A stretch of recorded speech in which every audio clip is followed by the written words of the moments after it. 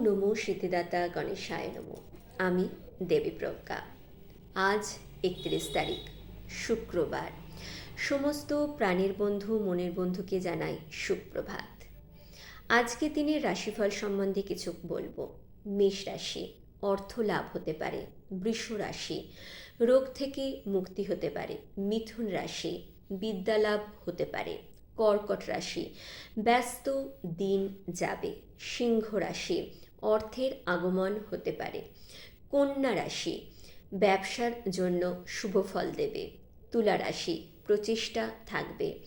বৃশ্চিক রাশি, অর্থ লাভ হতে পারে। ধনু রাশি, উন্নতি দেখা যাবে কর্মতে। মকর রাশি, অর্থের আগমন হবে।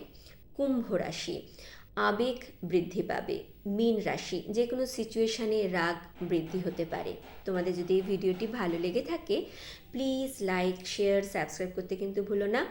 পরবর্তী রাশিফল জানতে আমার ভিডিওটি ফলো করো। ধন্যবাদ।